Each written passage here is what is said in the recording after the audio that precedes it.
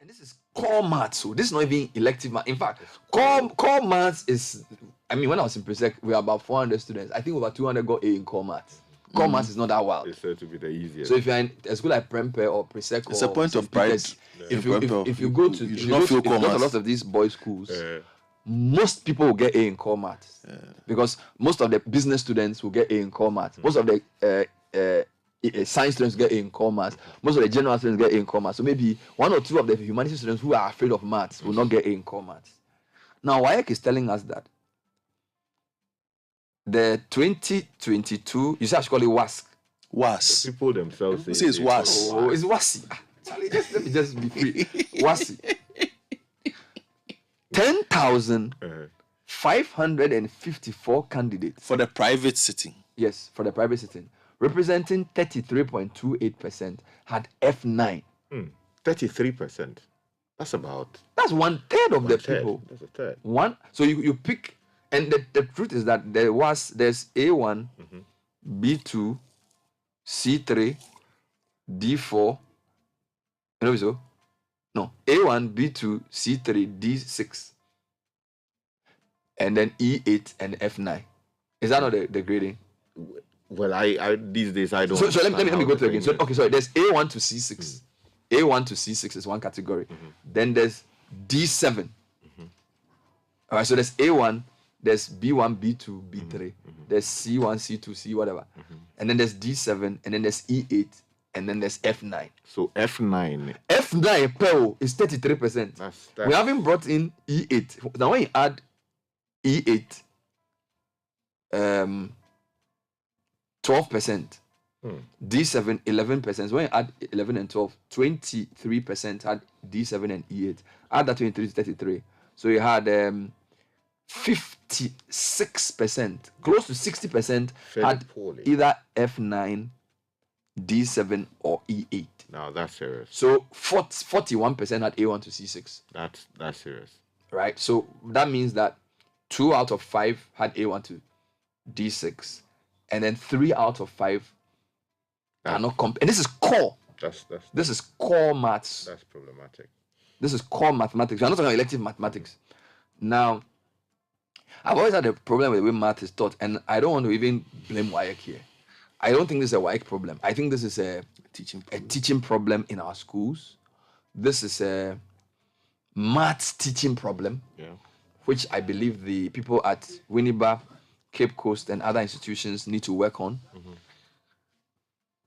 The other problem is that there aren't enough maths teachers. So you go to some schools, they don't have enough maths teachers. So you have a student who is saying, well, our maths teacher, we have to share with other people. Some of the teachers too, they are doing classes. So they'll come to class and kind of do, there are some teachers I don't want to mention, they kind of do 2x4 on the board. And so if you want more, come to my vacation classes. You go to schools, when I was in Presec vacation classes, people come from all over. I say, are these the same teachers who come and do some skirmishes for 30 minutes and go? And then they have time to do long classes. So I'm not sure if I can identify where the problem is, but teachers of private students should not be happy with these results. Bernard, I agree fully with you that there is a problem with teaching the subject of maths and anything that involves some calculation. You've narrated your own story. Myself, I mean, there was no way I was going to pass, maths at the secondary school level, but for the intervention of a long man we call, a calculus, who happens to be a brother sort of from the Domapo family in the Ejranao area. And he rescued you? He rescued me. Calculus. Because at the junior high school level, my God, I mean, the mathematics teachers we had were just brutal. Charlie. I think it was Monday morning. They were just brutalizing you. They say, so they will come and say mental, and they say multiplication table. And they can say 12 by 12, you should recite it. And when you get it wrong, the way they will whip you. Intimidation, harassment, abuse, passing on their incompetence to the unfortunate, underprivileged students. And Bernard, I noticed that in those days, the students who came to join us from the Republic of Togo, always did better compared to those of us who were, Ghanaian students. In fact, yes, so if you had a problem with a subject like maths, you would ordinarily go and see some Togo-sounding name guy who is in the class. And they, for some reason... We had one called Potipo. Charlie, for some reason, they are almost always on top. And I'm talking about the time where we had all these troubles in neighboring Togo. So yet they were better at maths. Exactly. So they always came over to Ghana to learn English and also to, help us with maths. And we used to call them monsieur. And so these are like seniors. Not seniors. They were in the same class with us. You call them monsieur? Yeah, because women. Oh yeah, they looked a bit older. When you were you know that these people they grow. But the point I'm making, there was one, Mr. Avle.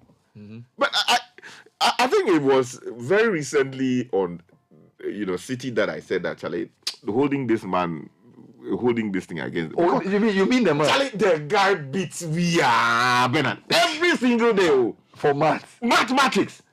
Look, so you see the subject, you are angry.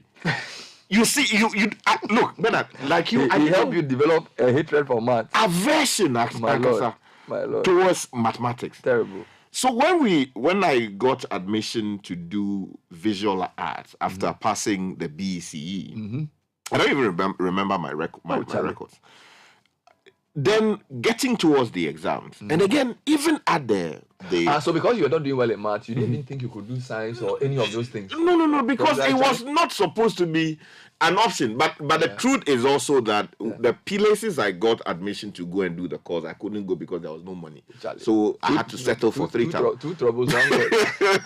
And when I went, the headmaster, Mr. DMK Doche. It's not Mr. Segbeji Havo. No, Charlie Segbeji Havo is an English teacher. It's a different one. Yeah, no, he was, because I think he's passed on to glory. Okay, so this is Mr. Doche. Mr. Doche, DMK Doche. Yes. So my grandmother, my mother's, auntie, Charlie. They happen to be in the same church, which is our church, Churchy. Pure bosses. Yeah, that's right. I couldn't go to the schools that had chosen me. So we had to go to his office to go and beg that, Charlie, no view. No. It was about I did not choose 3 town. But they have to do something. Yeah, they have to do Why something. Did you choose, by the way? So I got what do you call it? St. Paul's, which is also far away. St. Paul's, then Kita School. Oh, nice. Yeah. So the question was, so you got admission to St. Paul's? Yeah, that's right. I understood it. Yeah. You mean you would have been a Spakan? Yeah, unfortunately, the distance from there and then paying because you have to be a day student. Yeah, that's right. No, I can't be a day student. Your house was too far. Yeah, so from there, it's quite a distance. It's like from here from my place, my home at Dafianu to St. Paul's. It's quite a distance. And then you can't also afford the boarding. Yeah, boarding. See why Nana brought free SHS. You see that. Let's pause there. I want to make that point. If you had been president when you were there, now you would have been a Spakan. You see, but better. The fact is also that. That's why I argue that for people like us, free SHS, for people like us, but people who can pay, they should not be given the opportunity to escape the fees. That's what I argue. Yes. But the point I was making was that when we went to the DMK, you have been a free SHS baby. Yeah, that's right. He said that about you by now. But because I wanted to do science-related subject. Okay. But he said that look, all these classes are full. The only thing I can do for you is visual arts. Charlie. You understand? Because at that was the only vacancy left. And we did our classes under trees and in some dilapidated structure. You had school under trees? Yes. For the almost the entire duration of my studies, I almost always was sitting under trees. Why? Because of visual art? Visual arts, we virtually did it under trees. Yeah, no, but let's qualify. Visual art is like maybe... It wasn't because there was no classroom. There was no classroom, actually. Why was there no classroom? I don't...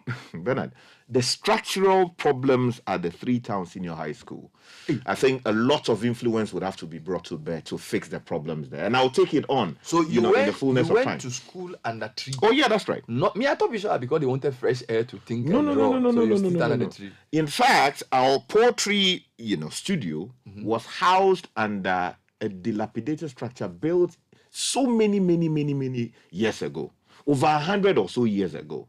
So even there were concerns about our health, our safety, going into the studios there or sometimes doing classes there. So a good number of the times we were sitting under trees to do the class. Of course, at some point they came to erect some sheds, it was just a shed. It was not a classroom. It also means our education system is not that bad, because if you can go through school under a tree and still speak English like this, it generally means that 3,000 force. I will digress. Yeah, so your point was that the facilities were poor, and then the quality of teaching was also not that great. Was terrible. Of course, I mean, at some point, I met a tutor who I've forgotten his name.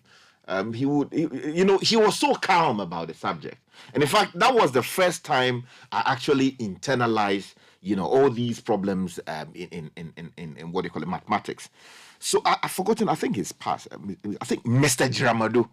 You did from Mr. Dramado. He will repair you. He was so calm. He said, all right, if you don't understand it, all right, I'll take it. So this is from what form? This was in Form 2. So that's when the recovery began? Yeah, that was when the recovery began. But it was too late, Bernard. So I had to now fall on Mr. Duamakpo, who was then doing extra classes. So he was not a teacher in the school system, but not far away from the school. They have a family home there. Where there was in math Exactly. classes. So he would always take This you is for core math. Core math. So you will always go there at night after school. You go there